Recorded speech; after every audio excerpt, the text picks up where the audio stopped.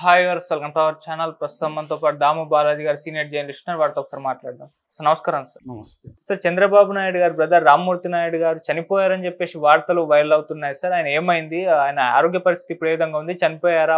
చంద్రబాబు నాయుడు గారి తమ్ముడు నారా రామ్మూర్తి నాయుడు ఇంతకుముందే చనిపోయాడని వార్త వచ్చింది. సో ఏంటి ఆయన అనారోగ్య సమస్య ఏంటి అనేది చూడాలి. సో వార్త వినగానే లోకేష్ అసెంబ్లీ సమావేశాలను రద్దు చేసుకొని హుటాహుటిన హైదరాబాద్ వచ్చాడని చెప్తున్నారు. ఆయన హాస్పిటల్లో చేరి 1 వీక్ అయింది, ఏఐజీ హాస్పిటల్లో.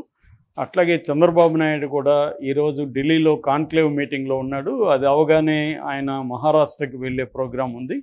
అయితే మహారాష్ట్ర ప్రోగ్రామ్ని క్యాన్సిల్ చేసుకొని ఆయన హుటాహుటిన హైదరాబాదు, ఢిల్లీ నుంచి నేరుగా ఫ్లైట్లో హైదరాబాద్ చేరుకుంటున్నాడు ఈ వార్త వినగానే అనేది చెబుతున్నారు. సో అసలు నారా రామ్మూర్తి నాయుడు పరిస్థితి ఏంటి, ఆయనకు చంద్రబాబుకున్న అనుబంధం కానీ బంధం కానీ ఎలాంటిది, ఆయన పొలిటికల్ బయోగ్రఫీ ఏంటి, ఆయన పిల్లల పరిస్థితి ఏంటి, ఈ విషయాల్ని మనం చూద్దాము. సో మనకు తెలుసు, నారా చంద్రబాబు నాయుడు 1950లో పుట్టాడు. ఈయన నారా రామ్మూర్తి నాయుడు సొంత తమ్ముడు. ఆయనకి 52లో ఈయన పుట్టాడు. వీళ్ళది చంద్రగిరి దగ్గర ఒక చిన్న పల్లెటూరు నారావారిపల్లి. సో ఈ నారావారిపల్లిలో ఖర్జూరు నాయుడు, అమ్మన్నమ్మ అనే ఇద్దరు దంపతులకి వీళ్ళు పుట్టారు. ఫస్ట్ చంద్రబాబు నాయుడు, నెక్స్ట్ రామ్మూర్తి నాయుడు, దాని తర్వాత ఇద్దరు చెల్లెలు, మొత్తం 4 వాళ్ళు. సో 2 అన్నదమ్ములు, 2 అప్పచెల్లెళ్ళు. సో వీళ్ళు చిన్నప్పుడు చంద్రబాబు నాయుడు చురుగ్గా ఉండేవాడు. వాళ్ళ నారావారిపల్లిలో స్కూలు ఎలిమెంటరీ వరకే ఉంటే, తర్వాత శేషాపురం అని కొంత దూరంలో ఉంటుంది, అక్కడికి వెళ్ళి వీళ్ళిద్దరూ అన్నదమ్ములు అక్కడ చదువుకున్నారు. ఆయన 2.5 ఎకరా నేల ఉండేది వీళ్ళకి. దాంట్లోనే వాళ్ళు అమ్మన్నమ్మ, ఖర్జూర్ నాయర్ కష్టపడి సంపాదించుకొని పిల్లల్ని చదివించుకునేవాళ్ళు. వీళ్ళిద్దరూ కూడా చురుగ్గా ఉండేవారు. అన్నతో బాగా అనుబంధం ఉంది చిన్నప్పటి నుంచి. శేషాపురం వెళ్ళేవాళ్ళు. దాని తర్వాత అక్కడ నుంచి చంద్రగిరి జడ్పీ హై స్కూల్లో చదువుకున్నారు ఇద్దరు. దాని తర్వాత తిరుపతి ఎస్వి హై స్కూలు, దాని తర్వాత కాలేజీ, యూనివర్సిటీ. ఈయన యూనివర్సిటీ వరకు చంద్రబాబు నాయుడు ఎకనామిక్స్లో ఆయన డాక్టరేట్ తీసుకున్నారు. సో ఈయనకి ఏంటంటే అప్పుడు చిన్నప్పుడే 24 25 ఏళ్ళ వయసు ఉన్నప్పుడే గ్రామంలో ఉన్న యూత్నంతా సమీకరించి అభివృద్ధి కార్యక్రమాలు, రోడ్లు వేయడం, ఇలాంటి కార్యక్రమాలు చంద్రబాబు నాయుడు చేస్తే ఆయన వెన్నంటే ఉండేవాడు. రామ్మూర్తి నాయుడు కూడా తన అన్నమాట జవదాటకుండా అన్న ఆజ్ఞల మేరకే పనిచేస్తూ ఉండేవాడు. అలాగా ఈ అన్నదమ్ములు కలిసే పనిచేసేవాళ్ళు చిన్నప్పటి నుంచి కూడా. అయితే చంద్రబాబు నాయుడికి నాయకత్వ లక్షణాలు సహజంగానే ఉన్నాయి గ్రామంలో. ఆయన యూత్ లీడర్గా ఉండేవాడు. దాని తర్వాత ఆయన యూనివర్సిటీకి వచ్చినాక కూడా యూనివర్సిటీ స్టూడెంట్ పాలిటిక్స్లో యాక్టివ్గా ఉండేవాడు. అప్పుడే మన పెద్దిరెడ్డి రామచంద్రారెడ్డికి కూడా పడేది కాదు. అక్కడ అంటే ఏంటంటే కమ్మ రెడ్డి ఈ ఘర్షణ ఉండేది. ఎందుకంటే కడప నుంచి ఎక్కువ రెడ్లు తిరుపతి యూనివర్సిటీలో ఉండేవాళ్ళు. చిత్తూరు జిల్లాలో కానీ చుట్టుపక్కల జిల్లాల్లో ఉండే కమ్మ సెక్షన్ కూడా అక్కడ బలంగా ఉండేది. అందుకని కమ్మ రెడ్డి మధ్య అప్పుడే ఘర్షణలు జరిగేవి. కమ్మ వాళ్ళు ఎక్కువగా అప్పుడు తెలుగుదేశం లేదు కాబట్టి కొంతమంది కాంగ్రెస్లో ఉండేవాళ్ళు, కొంతమంది కమ్యూనిస్టు పార్టీలలో అంటే సిపిఐ సిపిఎం పార్టీలు 64లో చీలిపోయినాయి. అంతకుముందు కమ్యూనిస్ట్ పార్టీ ఆఫ్ ఇండియా ఉన్నింది, అది 64లో communist party of India Marxist అనే సిపిఐ సిపిఎం అని చీలిపోయింది. సిపిఐకి ఏమో ఏఎస్ఎఫ్ అనే స్టూడెంట్ వింగ్ ఉండేది, ఆల్ ఇండియా స్టూడెంట్ ఫెడరేషన్.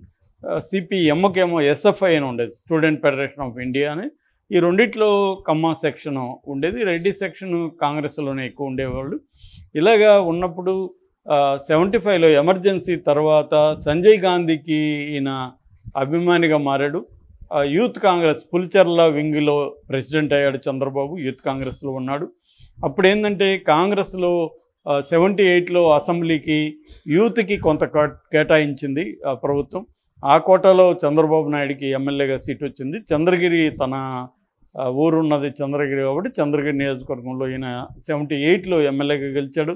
ఆ తర్వాత 80 నుంచి 83 వరకు టీఎన్జయ్య ముఖ్యమంత్రిగా ఉన్నప్పుడు ఈయన సినిమాటోగ్రఫీ మంత్రిగా కూడా అయ్యాడు.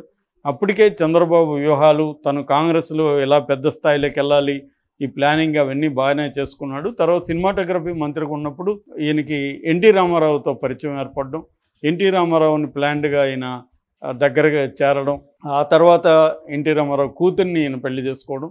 సో దాని తర్వాత ఎన్టీఆర్ పార్టీ పెట్టినప్పుడు కూడా ఈయన కాంగ్రెస్ పార్టీలోనే ఉండి ఎమ్మెల్యేగా పోటీ చేసి ఓడిపోయాడు.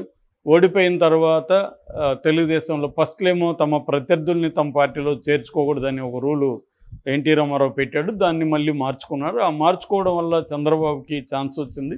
ఇక అక్కడి నుంచి మనకి చరిత్ర తెలుసు. అంటే చంద్రబాబు నెంబర్ 2గా ఎన్టీ రామారావు దీంట్లో ఎదగడం, ఇతర తోడల్లుడైన వెంకటేశ్వరరావుని డామినేట్ చేయగలగడం, చివరికి 95లో అంతకుముందు ఆగస్టు సంక్షోభంలో కూడా చంద్రబాబు ఎన్టీ రామారావుకు అండగా నిలబడడం, దాని తర్వాత తనే ఎన్టీ రామారావుకి యాంటీ అయిపోవడం. ఎందుకంటే లక్ష్మీపార్వతి ప్రవేశించి ఆమె ఒక పవర్ సెంటర్గా ఎదుగుతుంటే పార్టీ ఇబ్బంది పడుతుందని చెప్పి చంద్రబాబు ముందు నుంచి ఏంటంటే పార్టీ మీద పట్టు ఎక్కువ, పార్టీ నిర్మాణం కానీ ఆర్గనైజేషనల్ టాలెంట్ కానీ చంద్రబాబుకి ఎక్కువ. అందుకని ఎన్టీ రామారావు ప్రభుత్వంలో హెడ్గా ఉన్నప్పటికీ మొత్తం పార్టీ అంతా కూడా తన కంట్రోల్లో చంద్రబాబు పెట్టుకోగలిగాడు. పార్టీ నిర్మాణాన్ని ఇదంతా కూడా రామారావు పెద్దగా ఆయనకి అటువంటి అనుభవం లేదు.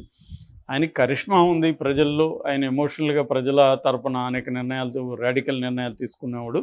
కానీ గ్రౌండ్ లెవెల్లో చంద్రబాబు పట్టుంది, అలాగే చంద్రబాబు ఎదిగాడు. ఈ క్రమంలో రామ్మూర్తి నాయుడు కూడా రాజకీయాల్లోకి రావడం, ఆ తర్వాత 94 నుంచి 99 వరకు చంద్రగిరి నుంచి రామ్మూర్తి నాయుడు పార్టీలో ఎమ్మెల్యేగా పనిచేశాడు. అయితే ఆ తర్వాత వీళ్ళిద్దరి మధ్య విభేదాలు రావడం, రామ్మూర్తి నాయుడు 2003 ప్రాంతంలో కాంగ్రెస్లో చేరి సోనియా గాంధీ సమక్షంలో ఢిల్లీలో కాంగ్రెస్లో చేరాడు.